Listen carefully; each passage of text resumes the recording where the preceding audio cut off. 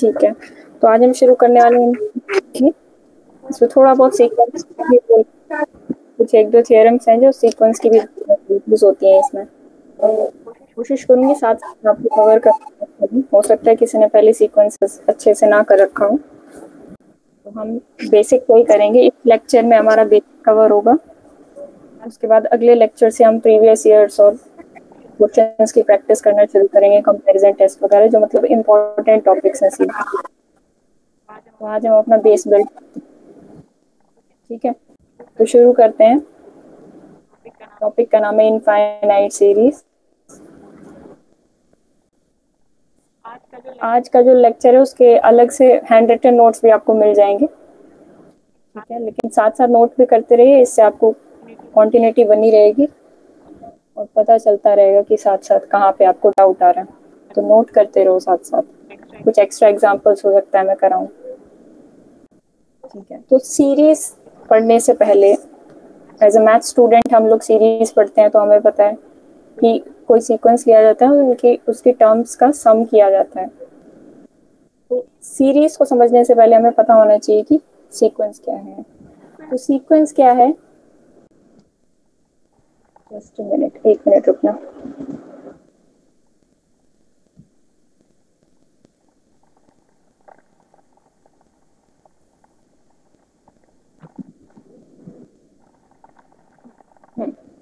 तो सीक्वेंस क्या है? सीक्वेंस एक स्पेशल टाइप ऑफ फंक्शन है।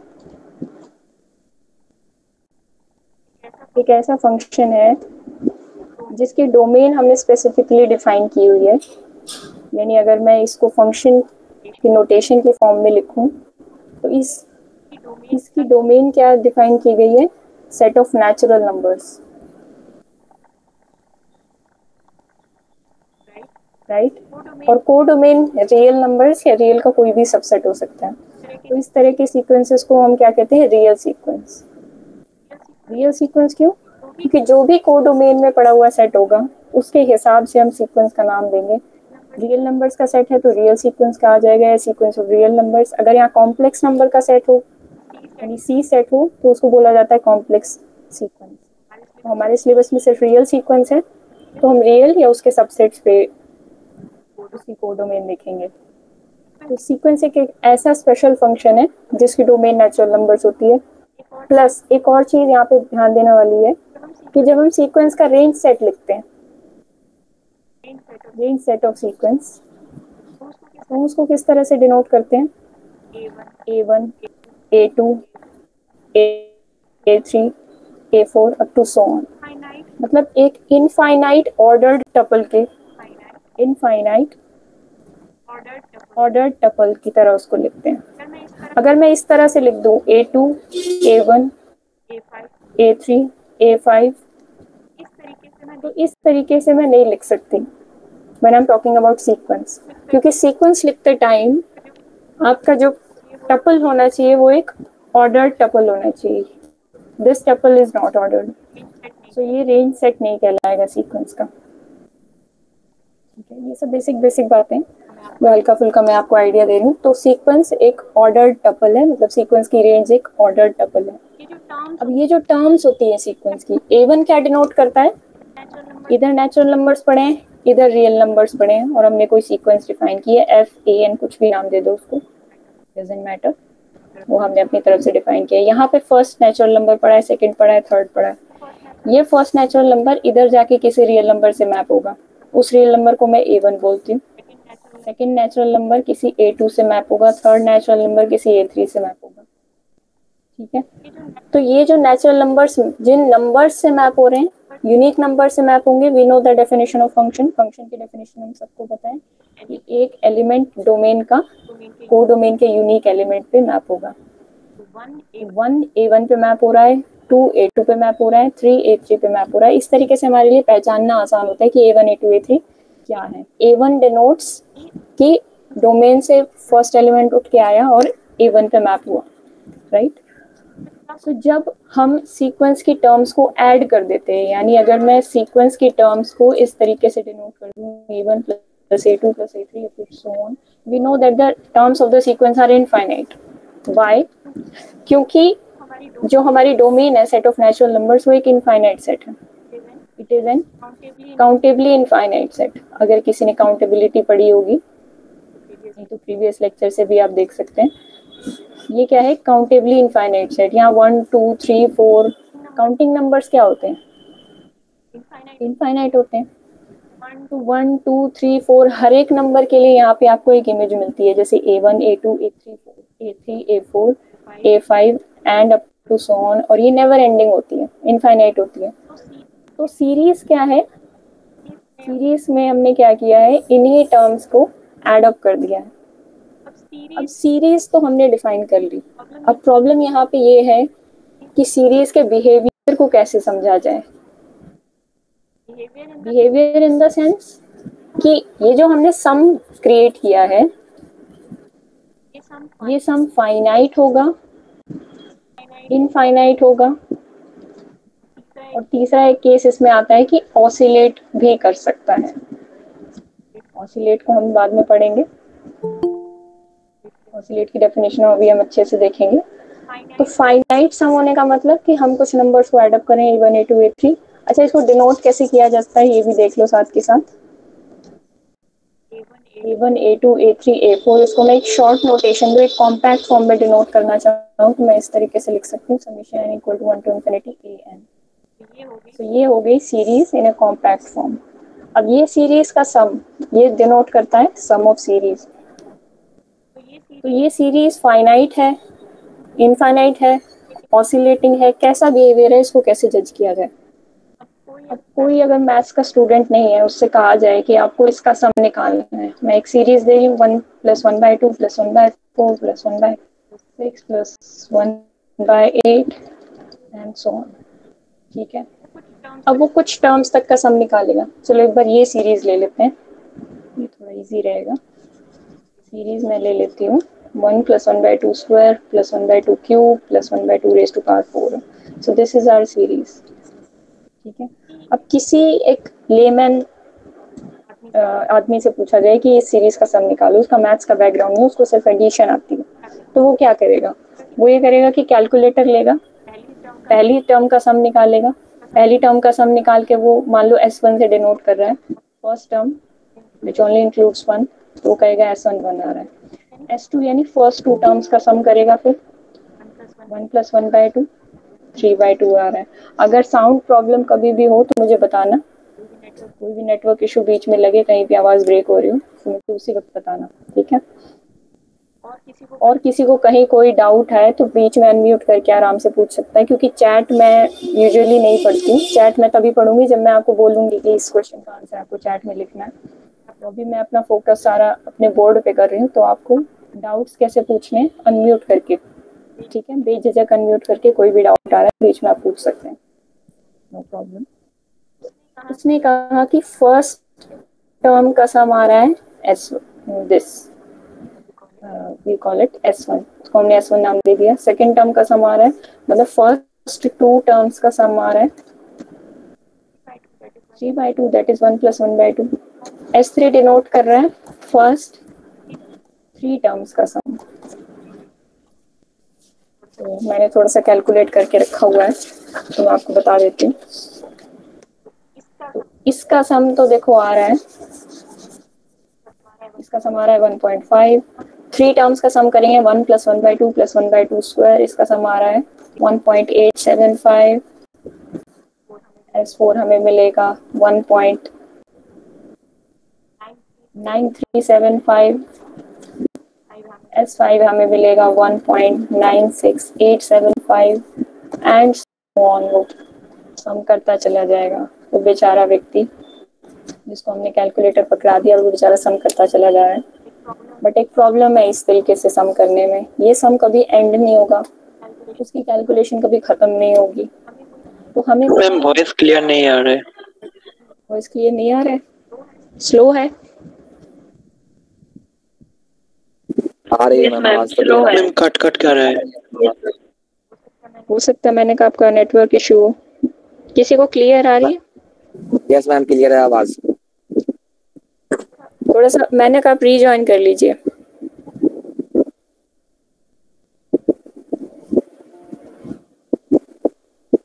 ठीक है, तो ऐसे ऐसे हमने सम निकाल के देखा। फर्स्ट S1 हमने निकाला 1 आया, S2 निकाला 1.5 आया, S3 निकाला 1.875 आया।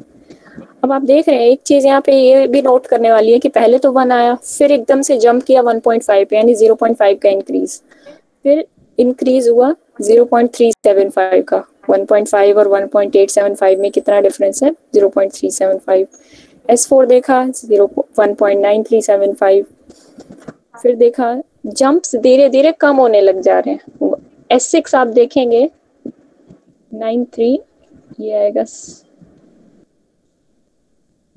96875, और S6 भी कुछ 9 पॉइंट समथिंग आएगा इस तरह से। तो जंप्स क्या हो रहे हैं, जैसे जैसे हम अपना सम इंक्रीज करें वैसे वैसे जंप्स कम होते जा रहे हैं। पर ये कोई मेथड नहीं है जज करने का कि हमारी सीरीज कन्वर्ज करती है या नहीं करती। तो मैथमेटिकली बहुत सारे ऐसे मैथमेटिशियंस हैं जिन्होंने बहुत अलग अलग तरीके निकाले सीरीज की कन्वर्जेंस और डाइवर्जेंस को चेक करने के लिए। ठीक है, यहाँ से एक काम हम कर सकते हैं, यहाँ से हम अप्रोक्सीमेशन ले सकते हैं। अप्रोक्सीमेशन इन द सेंस कैसे? आप जैसे जैसे इंक्रीज करेंगे S7 निकालेंगे, S8 निकालेंगे, S9 निकालेंगे, ये सब निकालते निकालते आपको पता चलेगा कि ये सारे जो SNs निकलेंगे, ये सारे SNs हमेशा किसी पर्टिकुलर 1.9 समथिंग समथिंग समथिंग, यहाँ पे जो भी नंबर्स आए इनसे कम होंगे। हो सकता है वो 1.9999 हो, इस तरीके से हो। तो हमें यहाँ से पता चलेगा कि अल्टीमेटली ये जो एसेंस है, एसेंस यानी n नंबर्स तक का सम, ये नंबर हमेशा 2 या 2 से छोटा आएगा। इतना अप्रोक्सीमेशन तो हम ले सकते हैं, पर एग्जैक्ट सम निकालने के लिए हमें अपने मैथमेटिकल आइडियाज चाहिए। मैम इक्वल टू 2 नहीं हो सकता है क्या? SN less than 2 equal to 2 भी तो हो सकता है। हाँ, लेस देन और इक्वल टू 2, ये आइडिया हम ले सकते हैं कि लेस देन और इक्वल टू 2 हो सकता है, पर एग्जैक्टली 2 होगा, ज्यादा इससे कम होगा या एग्जैक्टली 2 होगा, ये आइडिया लेना मुश्किल है यहाँ से जस्ट कैलकुलेटर का यूज करके। तो अब हम मैथमेटिकल तरीके पढ़ेंगे जिसकी हेल्प से हमें पता चलेगा कि कोई सीरीज कब कन्वर्ज करती है और कब डाइवर्ज करती है। ठीक है, ये तो एक जनरल सा आइडिया हो गया देने के लिए। अब बात करते हैं कन्वर्जेंट सीरीज की। कन्वर्जेंट सीरीज जैसे मैंने आपको बताया। Hello ma'am. हाँ बताओ मैम, यहाँ पे ये जो आपने सीक्वेंस का जो एग्जांपल लिया है वो तो जीपी फॉर्म कर रहा है, तो वहाँ पे S इन्फिनिटी का फॉर्मूला लगा के नहीं निकाल सकते हैं? ये जो आपने सीक्वेंस दिया है जीपी फॉर्मेशन हो रहा है यहाँ पे। हाँ बिल्कुल हो रहा है, लेकिन मैं अभी इसका आंसर 2 आ रहा है। मैं अभी बिल्कुल एक बेसिक आइडिया आपको दे रही हूँ। ये आपको पता है ये जीपी है, हो सकता है और स्टूडेंट्स को ना पता हो। हम धीरे धीरे आएंगे जीपी पे, ओके आएंगे। ये बिल्कुल मैंने एक ऐसा आइडिया दिया है उस वक्त बंदे को करने के लिए, मतलब जिसको बिल्कुल मैथ्स के बारे में नहीं पता, सिर्फ एडिशन पता है। वहाँ से कैसा आइडिया लिया जा सकता है। बिल्कुल, तो अभी हम बिल्कुल भेज सकते हैं, वो टेंशन मत लीजिए कि जीपी बन रहा है क्या बन रहा है, तो आपको पता है कि इसका सम क्या आएगा। ठीक है, कन्वर्जेंट सीरीज क्या होती है? A series having a finite value, finite sum. Yes, finite value और फाइनाइट सम। ठीक है, मैं बहुत शॉर्ट में लिख रही हूँ क्योंकि नोट्स आप मिल जाएंगे लेक्चर के बाद। अच्छा, डाइवर्जेंट सीरीज क्या होती है? इसका वैल्यू एक ऐसी सीरीज जो, अच्छा डाइवर्जेंट में मेनली कई बुक्स लिखती हैं कि इसमें 2 केसेस आते हैं, डाइवर्जेंट टू प्लस और माइनस इनफिनिटी और ऑसिलेटिंग, 2 बिहेवियर्स इसके अंदर। Target 30, please mute your mic. ठीक है, 2 बिहेवियर्स आते हैं। हाँ, माइक म्यूट रखें, जब आपको डाउट हो तब आप बीच में पूछ सकते हैं, नो प्रॉब्लम। तो कई बुक्स देखो ऐसे लिखती हैं डाइवर्जेंट सीरीज। अब कई बुक्स ऐसे 2 कैटेगरी बना लेती हैं, डाइवर्जेंट और ऑसिलेटिंग। वो डिपेंड करता है, उससे आपके एग्जाम में कोई क्वेश्चन अफेक्ट नहीं होगा, आपको टेंशन लेने की जरूरत नहीं। सीक्वेंस में भी है, कई बुक्स क्या करती हैं, फर्स्ट कैटेगरी इसको बना लेती हैं, सेकंड डाइवर्जेंट को और थर्ड ऑसिलेटिंग को, नो प्रॉब्लम। कई बुक्स क्या करती हैं, फर्स्ट और सेकंड 2 कैटेगरी बनाती हैं, एक कन्वर्जेंट एक डाइवर्जेंट, और डाइवर्जेंट के अंदर हम 2 कैटेगरीज दे देते हैं, divergent to plus minus infinity और ऑसिलेटिंग। अच्छा, divergent to plus minus infinity किस टाइप की सीरीज होती है? ऐसी सीरीज जो इनफाइनाइट सम दे, वेदर नेगेटिव इन्फिनिटी और पॉजिटिव इन्फिनिटी। फॉर एग्जाम्पल, इसका एग्जाम्पल बहुत इजीली देखा जा सकता है और कोई भी लेमैन भी इसको देख सकता है जिसको मैथ्स का आइडिया भी नहीं है। जैसे कि अगर मैं एक सीरीज लूँ summation n equal to 1 to infinity n, अब ये सीरीज क्या बनेगी, इसको मुझे ओपन करना पड़ेगा। पहले तो ओपन करके देखना पड़ेगा। फर्स्ट टर्म बनेगी 1 2 + 3 + अप टू इन्फिनिटी तक। जैसे जैसे आप इसमें आप यहाँ n निकालेंगे, क्या 1 आएगा, 3 आएगा, 3 लेंगे, 6 आएगा, इस तरीके से टर्म्स ये जो एस एन है बढ़ते चले जा रहे हैं। और आपको पता है इस सीरीज का कोई बाउंड नहीं है, no bound, it is a boundless series. ठीक है, आप इसको बाउंडलेस भी बोल सकते हैं। ऐसा कोई नंबर नहीं है जिससे एस एन को कम दिखाया सके, या मैं कहूँ कि there does not exist a number such that sum of this series क्या थी, summation is less to m। ठीक है, डाइवर्जेंट टू माइनस इन्फिनिटी का एग्जांपल आपको लेना है तो बहुत इजी एग्जांपल ले सकते हैं आप। इसी का नेगेटिव कर लें आप, इसी का -2 -3 -4 जब आप करते जाएंगे और बहुत लार्ज क्वांटिटीज तक एड अप करेंगे तो आपको माइनस इन्फिनिटी तक सम मिलेगा। सो this is an example of divergent series. अच्छा, ऑसिलेटिंग में क्या एग्जांपल आता है? ऑसिलेटिंग सीरीज किस टाइप की हो सकती है? फॉर एग्जांपल, अगर ये सीरीज बनाई जाए summation n equal to 1 to infinity -1 raise to power n, ये सीरीज किस तरह से बनेगी? -1 + 1 -1 -1 +1 -1 +1 +1 इस तरह से बनती जाएगी।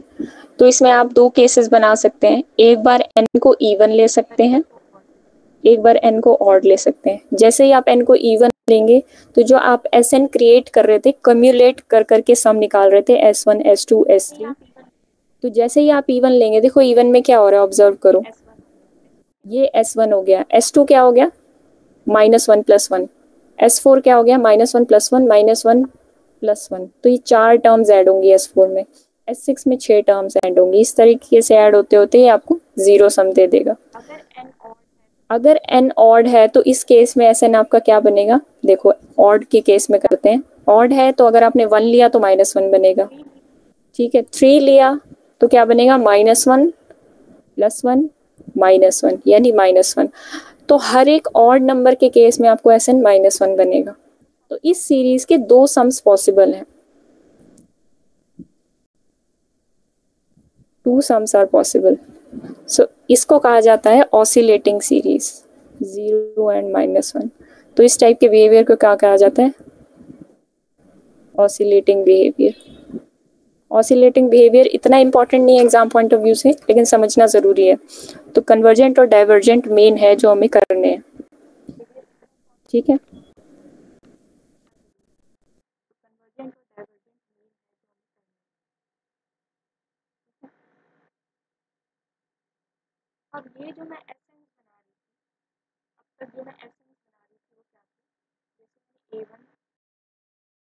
अब ये जो मैं एसेंस बना रही थी, अब तक जो मैं एसेंस बना रही थी वो क्या थे?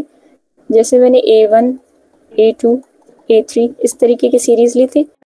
S1 मैंने बोला था A1, S2 को मैंने बोला था A1 + A2, S3 बोला था A1 + A2 + A3। ठीक है, A2 + अप टू, ये एक इनफाइनाइट समझ आएगा। ये इनोट कर रहे हैं, this denotes the sum of the series, यानी एक्चुअल सीरीज को डिनोट करेंगे। और ये बोल सकते हैं कि ये जो Sn है इसका बिहेवियर सीरीज के बिहेवियर के बराबर है। यानी यहाँ से हम ये बोल सकते हैं कि limit n approaching to infinity Sn is equals to summation n equal 1 to infinity n. And I think this one is a sequence. और वो सीरीज था, लेकिन इनका बिहेवियर सेम होगा, तभी हमने देखा बाय डेफिनेशन जैसे हमने Sn को डिफाइन किया था। तो इस Sn की खास बात क्या है? इस Sn को बोला जाता है sequence of partial sum of series. नाम से जाहिर हो रहा है पार्शियल सम। पार्शियल सम यानी आप निकाल रहे हैं तो आप एंड सम A2 और सो ऑन। ठीक है, 1 मिनट।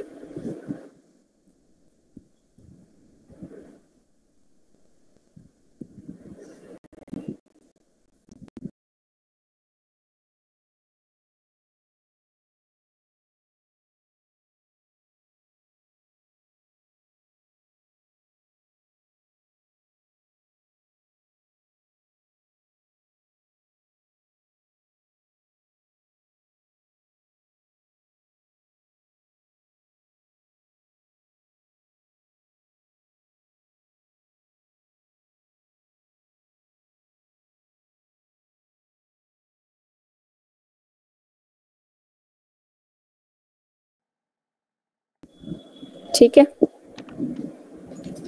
कोई ज्वाइन करना चाहता था। संजना, आप काफी देर से वेट कर रहे थे क्या? मैंने ध्यान नहीं दिया। चलो ठीक है, तो सबने ज्वाइन कर लिया। तो इसको क्या बोला जाता है? Sequence of partial sums. ठीक है, as n approaches to infinity, यहाँ पे क्या हो जाएगा?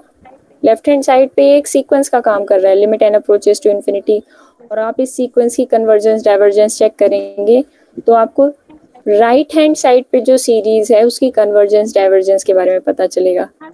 तो यहाँ से एक इम्पॉर्टेंट बात निकल के आती है, सबसे पहला तरीका कि आप सीरीज की कन्वर्जेंस डाइवर्जेंस को कैसे चेक करेंगे। तो सबसे पहला तरीका क्या कहता है कि Sn इज अ सीक्वेंस, जिसको हमने कैसे डिफाइन किया था, उसकी nth टर्म कैसे डिफाइन की थी। जब भी हम कोई सीक्वेंस डिफाइन करते हैं हमें सिर्फ एक चीज बतानी होती है, उसकी nth टर्म। तो Sn is a sequence, Sn को मैंने यहाँ साइड में लिख देती हूँ। Sn was a sequence which was defined as a1 plus a2 plus a3 up to so on an। ठीक है, एक ऐसा सीक्वेंस जिसकी nth टर्म ऐसे डिफाइन की है। सो Sn कन्वर्जेस, ये बड़ी इंपॉर्टेंट बात है, converges if and only if the series summation n equal to 1 to infinity an converges। ठीक है, सेम बात डाइवर्जेंट के लिए, Sn diverges if and only if this summation an series diverges। ठीक है, converges, अगर converges to L बोला है, converges to L बोला है तो सीरीज भी converges to L। Diverges to plus minus infinity बोला है तो सीरीज भी diverges to plus minus infinity. Oscillating बोला है तो सीरीज भी दैट नंबर, जो भी मतलब 2-3 नंबर्स के बीच में ऑसिलेट कर रही होगी। तो कहने का मतलब यहाँ पे ये है कि जो बिहेवियर इस सीक्वेंस का होगा, सीक्वेंस ऑफ पार्शियल सम्स, वही बिहेवियर इस सीरीज का होगा। So they share the same behaviour, whether एक कन्वर्ज करे तो दूसरा कन्वर्ज करेगा, एक डाइवर्ज करे तो दूसरा डाइवर्ज करेगा, एक ऑसिलेट करे तो दूसरा ऑसिलेट करेगा। तो कई बार अगर हमारे लिए कन्वीनियंट नहीं है कि हम सीरीज की कन्वर्जेंस डाइवर्जेंस चेक करें तो हम उसका सीक्वेंस ऑफ पार्शियल सम बना सकते हैं और उसकी कन्वर्जेंस और डाइवर्जेंस चेक कर सकते हैं। हाँ बोलो ma'am, infinite oscillatory series possible है क्या? हाँ, इनफाइनाइट ऑसिलेटरी सीरीज भी पॉसिबल है। उसका एग्जांपल हो सकता है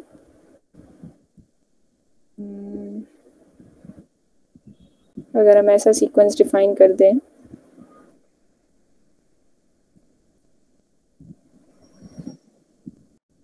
उसमें इस तरीके की टर्म्स आनी चाहिए 1 - 1।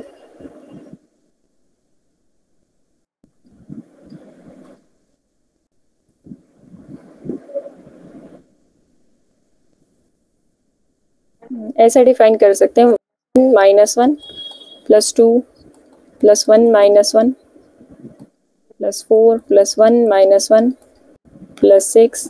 आप इसमें ऑड इवन केस बना के देखो क्या बनता है। ऑड बनाएंगे तो कुछ इस तरीके का बनेगा। हाँ बोलो आप। मैम 2 का पावर n भी तो एग्जांपल में ले सकते हैं ना, कोई भी exponential function. Summation 2 raised to power n, n equal to 1 to infinity। तो उसका तो ऑसिलेटिंग आएगा ना मैम, इन्फिनिटी सम। इसका सम तो ये तो डाइवर्ज कर जाएगा, इसको डाइवर्ज टू इन्फिनिटी बोला जाएगा। इसका सम इनफाइनाइट आएगा तो डाइवर्ज टू इन्फिनिटी बोला जाएगा इसको। Okay okay. तो वैसे इसका एग्जांपल ये भी मिल जाएगा शायद हमें, ज्योमेट्रिक सीरीज में हम देखेंगे -2 raised to power n इसका एग्जांपल लिया जा सकता है। इसको करके देखें। बाकी ये जो सीरीज मैंने बताई इसमें देखो ऑड का इवन टर्म्स का करेंगे तो जैसे 1 और -1 ऐड किया तो ये 0 आ गया। ऑड को ऐड किया तो 2 आया पहले, तो 3 टर्म्स को ऐड किया तो क्या आया 2। 5 को ऐड किया तो क्या आया 2 ही आया। और फिर 7 को ऐड करेंगे तो कुछ मतलब ऑड टर्म्स को जैसे जैसे ऐड करेंगे ना वो बढ़ता चला जाएगा सम। इवन के केस में थोड़ा सा इसको और अच्छे से लिखना पड़ेगा हमें, थोड़ा सा अच्छे से लिखना पड़ेगा। चलो ज्योमेट्रिक सीरीज में आगे देखते हैं इसका एग्जांपल। ज्योमेट्रिक सीरीज में हर एक टाइप के एग्जांपल पॉसिबल होते हैं। आगे देखते हैं इसका एग्जांपल इनफाइनाइटली ऑसिलेटिंग का। ठीक है, अब आती है सबसे इम्पोर्टेंट थ्योरम, मोस्ट इम्पोर्टेंट, जो आपके एग्जाम में घुमा फिरा के कहीं ना कहीं से यूज ही हो जाती है और आपको बस पता लगाना होता है कि वो यूज कहाँ पे हो रही है। तो इसको क्या बोलते हैं? Necessary condition for convergence of series. ये क्या कहती है कि अगर कोई सीरीज कन्वर्जेंट है, if summation an n equal to 1 to infinity is a convergent series, अगर कोई सीरीज कन्वर्जेंट है तो जिस सीक्वेंस से ये बन के आई है, किस सीक्वेंस से ये बन के आई है? कुछ इस टाइप का सीक्वेंस होगा, an टाइप का, जिस सीक्वेंस से हमने सीरीज बनाई है। हमने देखा ना सीक्वेंस से ही सीरीज बनती है, तो जिस सीक्वेंस से ये बन के आई है उस सीक्वेंस की एक खास बात होगी कि उसकी nth टर्म 0 को अप्रोच करेगी। ठीक है, अब कोई भी एक स्टेटमेंट लिखी जाती है तो उसके कॉन्ट्रा पॉजिटिव और कन्वर्स की बात करनी चाहिए। ये एक रिजल्ट है तो इसके कन्वर्स की बात करनी चाहिए हमें, इसके कॉन्ट्रा पॉजिटिव की बात करनी चाहिए। कन्वर्स क्या होता है? If P implies Q then Q implies P। Converse is not always true, ये कन्वर्स की बात होती है। कॉन्ट्रा पॉजिटिव क्या होता है किसी स्टेटमेंट का?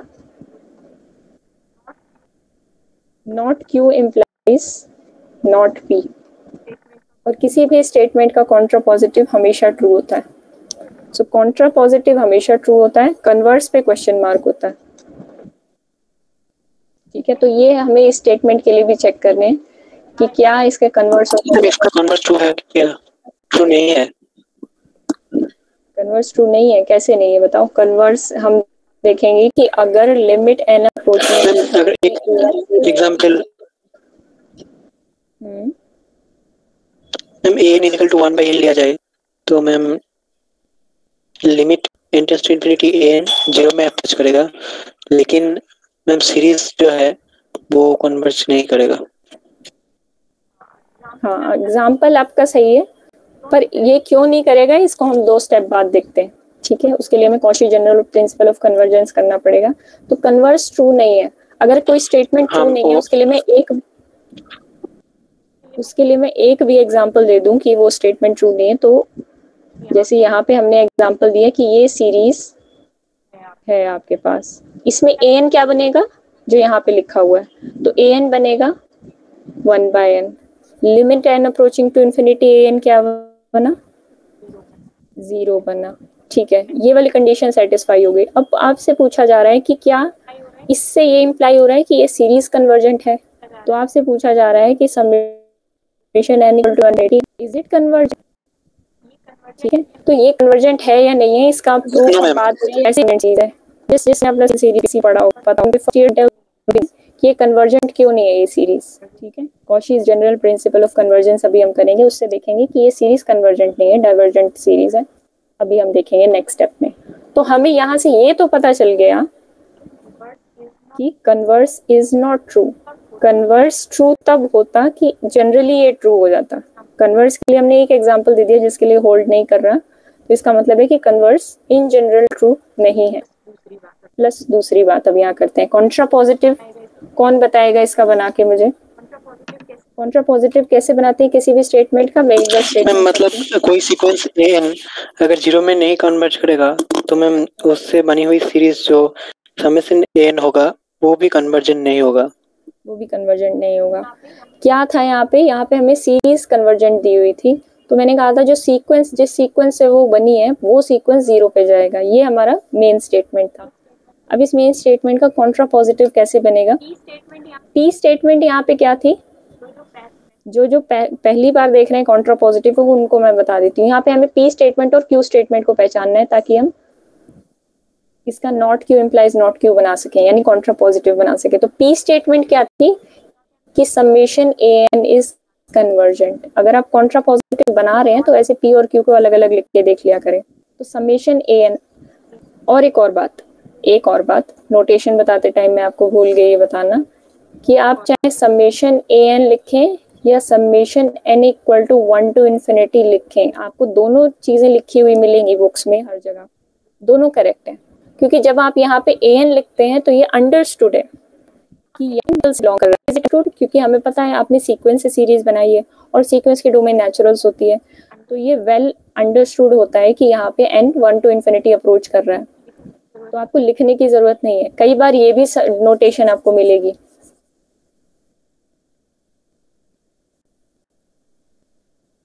एक सेकेंड, ये थोड़ा भी नहीं हो रहा है। कई बार ये भी नोटेशन मिलती है, समेशन n, मतलब नीचे बस n लिख दिया जाता है, वो भी ठीक है। इस तरह की नोटेशंस आपको मिल सकती हैं, तीनों करेक्ट हैं। तो मैंने यहाँ पे सिर्फ समेशन लगाया, तो उससे कंफ्यूज मत होना। तो गिवन था p स्टेटमेंट क्या थी, summation an is convergent series. q statement मैंने बनाई कि limit to an is equal to 0। अब हमें बताना है कि not q implies not p। ये तो होता है कॉन्ट्रापोजिटिव, अभी हमने ऊपर देखा। ये जो एक्स्ट्रा चीजें मैं बता रही हूँ ये आप प्लीज नोट कर लें, कन्वर्स, कॉन्ट्रापोजिटिव, ये सब बातें आपको नोट्स में नहीं मिलेंगी, नोट्स सीरीज पे बेस्ड है। तो not Q implies not Q, हमें नॉट पी बनाना है। तो नॉट क्यू क्या है, लिमिट एन अप्रोचिंग, इफ आपको लगाना ही पड़ेगा आगे, if limit n approaching to infinity an is not equal to 0, not this implies not p। not p क्या है, summation an is summation an is, जो भी स्टेटमेंट है उसके आगे आपको क्या लगाना है, नॉट लगा देना है।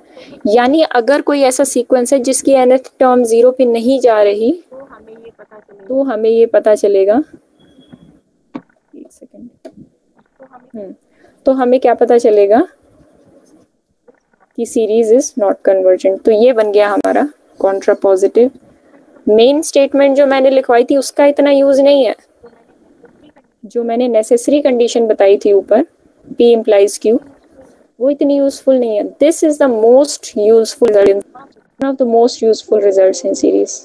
एक सेकेंड, बैटरी कम हो रही है, एक सेकेंड मैं स्विच ऑन कर दूं।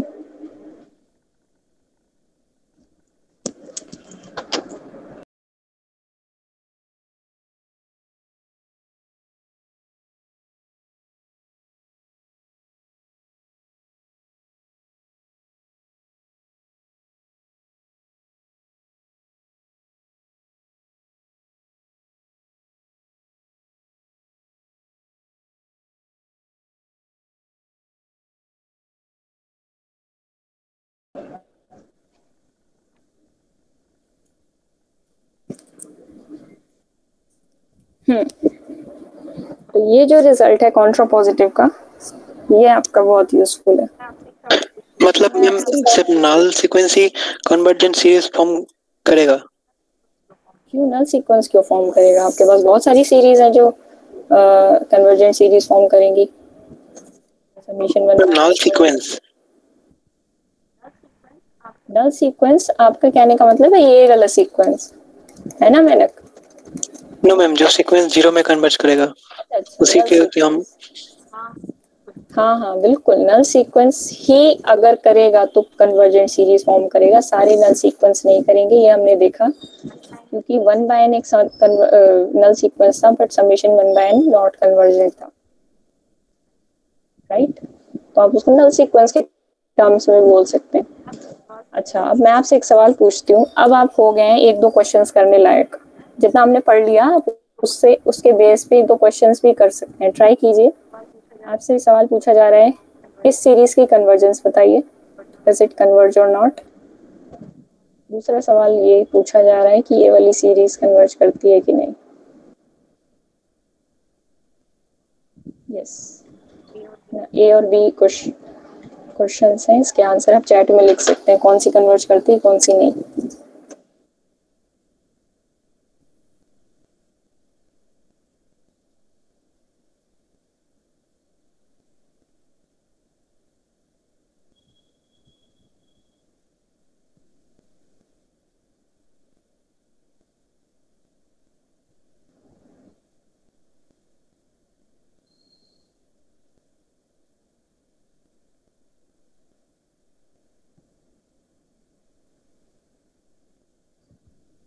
साढ़े 7 तक आपकी क्लास है, उसके बाद हम एक असाइनमेंट डिस्कस करनी है, पुराने स्टूडेंट्स के साथ वो करेंगे। तो 7:30 के बाद अगर कोई रहना चाहता है तो रह सकता है, उसके बाद हम असाइनमेंट डिस्कशन करेंगे।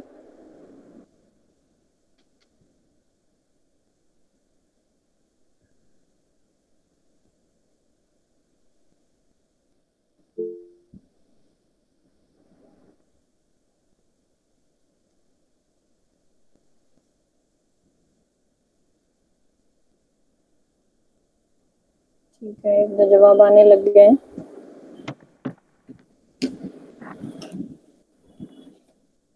और कोई जवाब देना चाहता है कि हम आगे बढ़े?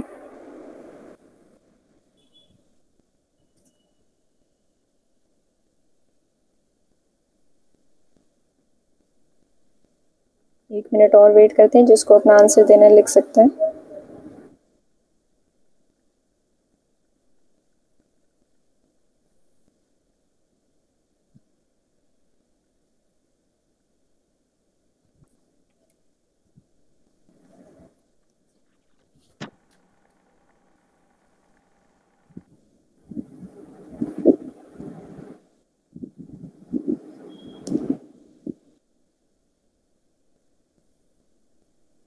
First is convergent. अच्छा, टारगेट 30 कह रहे हैं, फर्स्ट इज कन्वर्जेंट।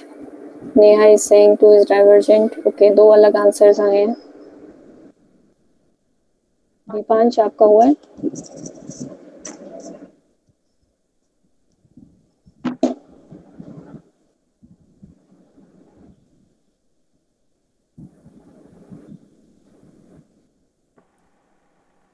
ठीक है, ऑलमोस्ट सबने आंसर दे दिया है। इसकी एक्सप्लेनेशन देखते हैं हम। ठीक है, देखो पहला क्वेश्चन क्या है, cos ऑफ 1/n। अब अभी हमने देखा कि सीक्वेंस की कन्वर्जेंस और डाइवर्जेंस चेक करने के लिए नेसेसरी कंडीशन उसका कॉन्ट्रा पॉजिटिव कन्वर्स, इससे ज़्यादा तो हमने कोई रिजल्ट नहीं देखा। ठीक है, हमने जितना देखा है, मैंने कहा उतने में से ही आपको दोनों क्वेश्चन समझ में आ जाएंगे। तो अगर पहले ए पार्ट में हम देखें तो उसमें an हमारा क्या बन रहा है, cos ऑफ 1/n। ठीक है, सबसे पहली बात ये होती है कि एग्जाम में आपको ज़्यादा दिमाग नहीं लगाना होता, बिल्कुल बेसिक्स जो रिजल्ट्स है ना आपके, उन पे जाना होता है। ऐसे सीरीज में आपको 50 रिजल्ट्स मिलेंगे, बर्नर्ड्स टेस्ट और पता नहीं कौन कौन से लोगैरिथमिक टेस्ट, ये वो, पर हमेशा वो टेस्ट यूज़ नहीं होते, वो बहुत ही रेयरली यूज़ होते हैं वो टेस्ट। आपका basic comparison test, P test, इन सब टेस्ट से काम चल जाता है। तो जितना इजी बना सकते हैं हम क्वेश्चन को, हमें उतना इजी बनाना है। अब यहाँ पे कब कोई भी आपको सीरीज दी गई है, कभी भी कोई भी सीरीज दी गई होगी, आपका फर्स्ट स्टेप क्या होगा, स्टेप 1 आपको चेक करना है कि उसकी nth टर्म कहाँ पे कन्वर्ज कर रही है, यानी limit n approaching to 0 an। ये आपका फर्स्ट स्टेप होना चाहिए जब भी कोई सीरीज देखो, क्योंकि अगर वो फर्स्ट स्टेप फेल कर गई तो वहीं से आप डाइवर्जेंट बोल देंगे। इसका निकालो, limit n approaching to infinity an cos of 1/n। Sorry, हाँ, ये क्या आ जाएगा, cos ऑफ 1/n कहाँ पे टेंड करेगा, as n tends to infinity 0 पे। तो cos 0 क्या होता है, 1 होता है। 1 इज नॉट इक्वल टू 0।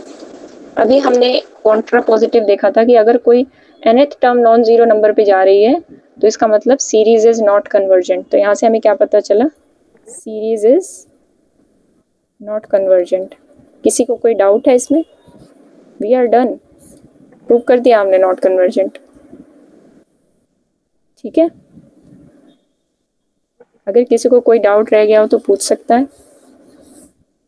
इसके बाद हम सेकंड डिस्कस करेंगे। सेकंड में भी आपको सेम काम करना है, क्योंकि मैंने बताया कि स्टेप 1 आपका क्या है, ऑलवेज गो फॉर स्टेप 1। क्योंकि अगर आपकी किसी कोई सीरीज दे रखी है, उसकी nth टर्म ही 0 पे नहीं जा रही, तो वहां से तो बात ही खत्म हो गई सारी। 2n/n+1, इस पे आपने इन्फिनिटी अप्रोच कराया, क्या आएगा, limit n approaching to infinity, यहाँ पे लगा लो, अपना n कॉमन ले लो, 2 आएगा मैम। 2 आएगा। ऊपर से भी n कॉमन, नीचे से भी n कॉमन, सॉल्व किया, n से n कैंसिल, और नीचे 1 बचा, ऊपर 2 बचा, यानी 2/1। अब 2 is not equal to 0, that's why this series is also not convergent. Series not convergent. अब अगर मैं आपको ये सीरीज दे देती, क्लियर है सबको?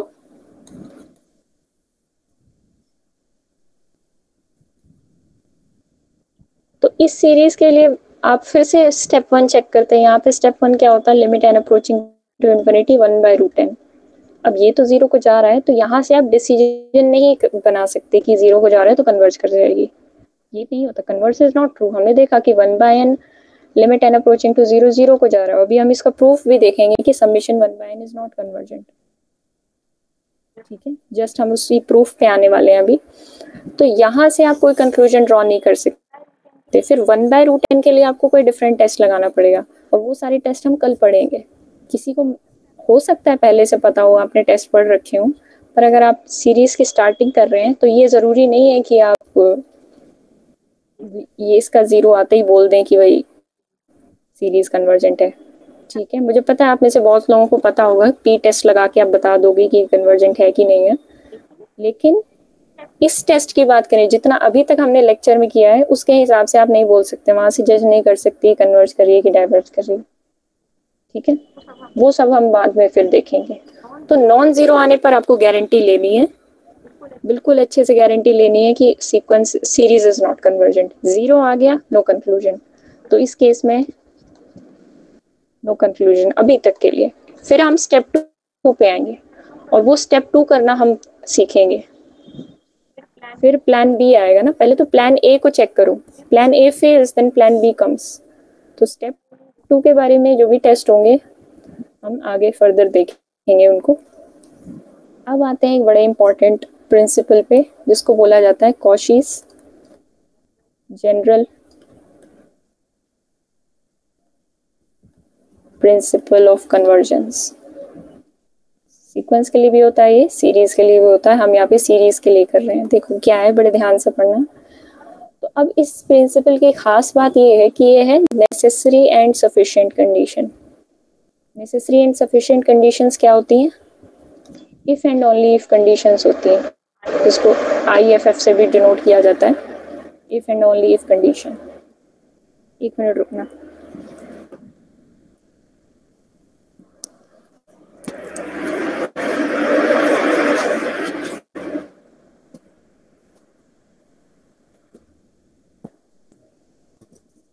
इफ एंड ओनली इफ मतलब एक कंडीशन, 2 कंडीशंस होती हैं आपके पास हमेशा किसी भी रिजल्ट में, कि अगर P हुआ तो Q होगा, Q हुआ तो P होगा, कुछ इस तरह से। P और Q 2 स्टेटमेंट्स हैं।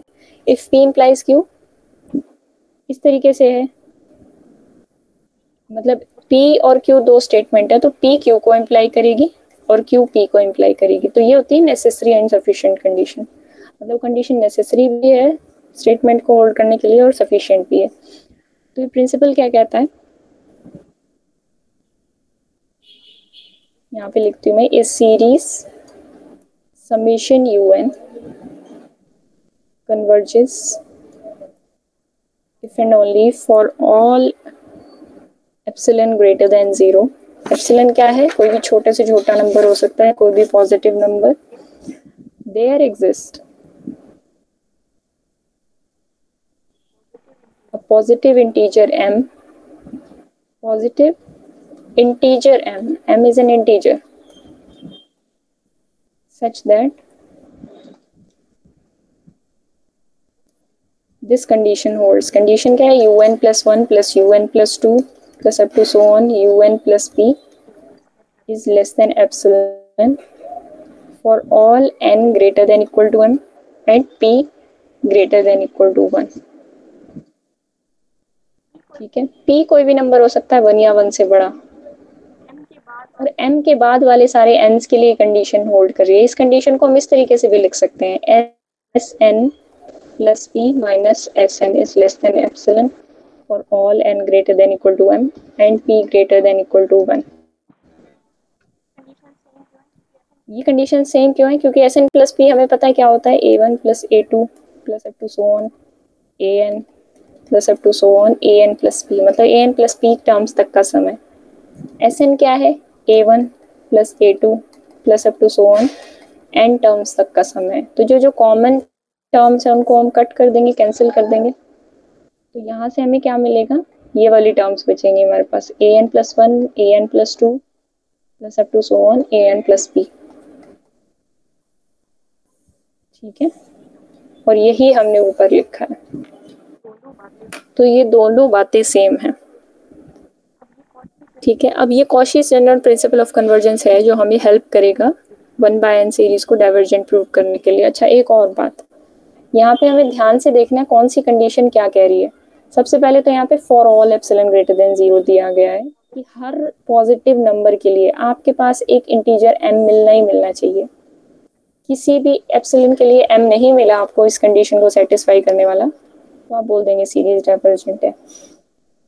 ठीक है, हर n greater than equal to m के लिए और हर p greater than equal to 1 के लिए ये वाली कंडीशन होल्ड कर रही है। तो आपको ध्यान से देखना है कि कौन सी कंडीशंस फॉर ऑल और इस तरह से दे रखी हैं। तो हमें देखना है इस सीरीज को ये कन्वर्ज करती है कि नहीं। ठीक है, मैं एक काम करती हूँ, मैं n को m ले लेती हूँ और p को भी m ले लेती हूँ और एप्सिलॉन को 1/6 ले लेती हूँ। ठीक है, हमने कहा वो सारी conditions for all n, for all p and for all epsilon थी। मैं ऐसे n, p और एप्सिलॉन एग्जिस्ट कराना चाहती हूँ, एग्जिस्टेंस की बात है, सच दैट वो जो भी सम निकालूंगी Sn plus p minus Sn वो लेस देन एप्सिलॉन ना आए। This is what I am trying to prove. तो इससे हमें क्या पता चल जाएगा कि ये जो आपकी सीरीज है दिस इज नॉट कन्वर्जेंट। तो ये हमें करना है, मैंने आपको ओवरव्यू दे दिया कि ये हमें करना है। अभी हम इसको प्रूव करते हैं कि कैसे करेंगे। देखो,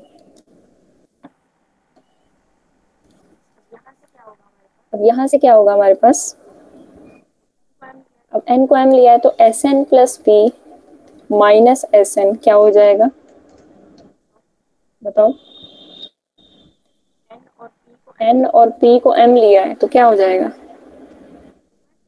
2n। n भी m है तो Sm हो जाएगा ये। ठीक है, S2m माइनस Sm निकालोगे तो क्या आएगा, सीक्वेंस ऑफ पार्शियल सम्स है S यहाँ पे। ठीक है, तो सीक्वेंस ऑफ पार्शियल सम्स की प्रॉपर्टी यूज करो तो ये क्या बन जाएगा am प्लस 1। आप करके देख सकते हैं, अभी हमने ऊपर देखा भी था इसको, am plus 1 plus am plus 2 plus up to so on a2m, तो ये a2m तक आ जाएगा। क्लियर होना है ना सबको। अगर ये स्टेप किसी को क्लियर नहीं है तो मैं इसको खोल के दिखा देती हूँ ओपन करके। ठीक है मैम, आपकी आवाज स्लो हो जाती है बीच बीच में। स्लो हो जा रही है सबको? Yes ma'am. हेलो, सबको हो रही है स्लो? नो मैम, सही है आवाज। ये बड़ी प्रॉब्लम है, किसी को हो जाती है किसी को नहीं होती। एक बार रीजॉइन करो एक तो।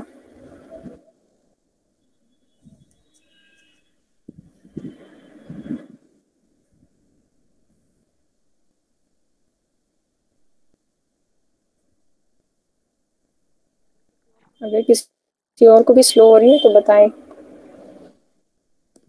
ठीक है, अब am हमारी क्या थी, an हमारी 1/n थी। सीरीज हमने समीशन 1/n ली थी ना, तो उसकी nth टर्म 1/n थी। तो am प्लस 1 क्या आएगा 1/n प्लस 1। am प्लस 2 क्या आएगा 1 plus 2 plus up to so on 1/2m। अच्छा, हम जानते हैं कि m plus 1, m plus 2, m plus m, ये जो सारी टर्म्स है ये सारी m से बड़ी है, क्योंकि m क्या है नेचुरल नंबर है। ठीक है, तो 1/m plus 1, 1/m plus 2, 1/m plus 3, ये जो सारी टर्म्स होंगी 1/m plus 1 plus 1/m plus 2 plus up to so on 1/m plus m, 2m को मैंने m प्लस m लिख दिया, ये सारी लेस किससे होंगी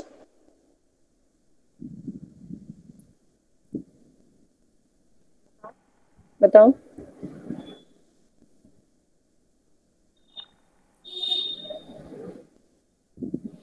वन बाई एम से मैम।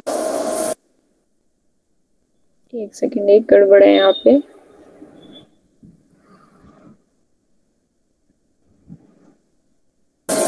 मैम सारी टर्म 1/m से छोटा होगा। 1/m से छोटी तो होंगी, लेकिन हमें ग्रेटर देन लाना है यहाँ पे। हाँ मैम। ग्रेटर देन 1 किससे बड़ी होंगी सारी terms less than m plus m। ठीक है, ये हो जाएगा।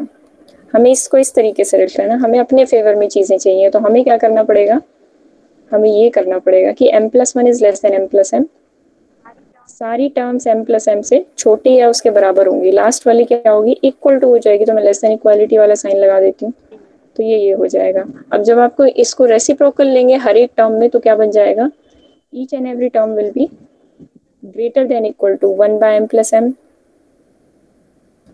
Plus up to so on 1/m+n, सारी टर्म्स 1/m+n से ग्रेटर देन इक्वल टू हो जाएंगी। तो ये टर्म्स कितने टाइम्स ऐड हो रही है, ये देखो यहाँ पे कितनी टर्म्स थी, यहाँ से प्लस हो जाएगा 2m, तो m टर्म्स थी तो m टाइम्स ऐड हो रही है, तो greater than equal to 1/m+m, और ये है m times, same terms m times add हो रही है, तो ये बन जाएगा m/2m यानी 1/2। तो यहाँ से हमें क्या पता चलेगा कि Sn plus p minus Sn जो हम शुरुआत में निकाल रहे थे वो ग्रेटर देन इक्वल टू 1/2 हो गया। पर हमने एप्सिलॉन क्या लिया था, हमारा एप्सिलॉन था 1/6, और ये चीज आनी चाहिए थी less than 1/6, less than epsilon, क्योंकि यहाँ पे एप्सिलॉन 1/6 है, और ये आ गई 1/2 या 1/2 से बड़ी। तो ऐसी क्वांटिटी जो 1/2 या 1/2 से बड़ी है कभी भी 1/6 से छोटी नहीं हो सकती। तो इस वजह से यहाँ से हमें पता चला कि ये सीक्वेंस, ये सीरीज जो है नॉट कन्वर्जेंट सीरीज है, क्योंकि हमारा रिजल्ट क्या कहता था, उसको एक बार फिर से रिमाइंड करो। वो रिजल्ट कह रहा था, वो इफ एंड ओनली इफ की कंडीशन थी कि series convergence if and only if her epsilon और हर इंटीजर m के लिए और हर p के लिए ये कंडीशन होल्ड करे। हमें ऐसे m n p मिल गए जिसके लिए कंडीशन होल्ड नहीं कर रही, तो इसका मतलब हमारी सीरीज कन्वर्जेंट नहीं होगी। सो समेशन 1/n वाली series is not convergent. Finally हम यही दिखाना चाहते थे। ठीक है, आगे हम इसके बेस पे रिजल्ट्स भी पढ़ेंगे, उसमें भी देखेंगे कि वो रिजल्ट्स के अकॉर्डिंग भी एक कन्वर्जेंट नहीं है, पर हमने यहाँ पे कंप्लीट प्रूफ देख लिया, ये भी ज़रूरी था। अब मेरा आपसे सवाल ये है, ध्यान से सुनना, इफ़ अ सीरीज कन्वर्जेस, अगर कोई सीरीज कन्वर्ज कर रही है तो उसके कॉरेस्पॉन्डिंग जो सीक्वेंस है क्या वो कन्वर्ज करेगा? समेशन an कन्वर्जेस मैं लिख देती हूँ, डज ये जो सीक्वेंस बनेगा an, दिस कन्वर्जेस, सिर्फ आपको सीरीज कन्वर्जेंट दे रखी है और कुछ नहीं बता रखा उसके बारे में। Ma'am not necessary. मे और मे नॉट बी। और कोई जवाब देना चाहेगा? मैम मेन कन्वर्ट करेगा। ये तो कन्वर्ज करेगा मैम, जीरो में कन्वर्ज करेगा तभी तो समेशन an कन्वर्ज करेगा। समेशन an कन्वर्जेंस का मतलब क्या होता है? आपने सोचा नहीं इस बारे में, फटाक से बोल दिया। इसका मतलब होता है कि limit n tending to infinity an is equal to 0। ठीक है, तो इसका मतलब सीक्वेंस कन्वर्ज भी करेगा और कन्वर्ज टू 0 होगा। ठीक है, ये तो हमने अब नेसेसरी कंडीशन ही पढ़ी थी कि अगर सीरीज कन्वर्ज करे तो जो सीक्वेंस होगा वो 0 पे जाएगा। ठीक है, और कन्वर्ज करेगा और कहाँ पे करेगा ये भी आप बता सकते थे, तो जो क्वेश्चन था उसमें आप ये भी बता सकते थे कि कहाँ पे कन्वर्ज करेगा। अच्छा, कन्वर्ज के बारे में आप क्या कहेंगे? अगर कोई सीक्वेंस कन्वर्ज करता है तो सीरीज के बारे में आप क्या कहेंगे? ये नॉट नेसेसरी है। नॉट नेसेसरी है, बहुत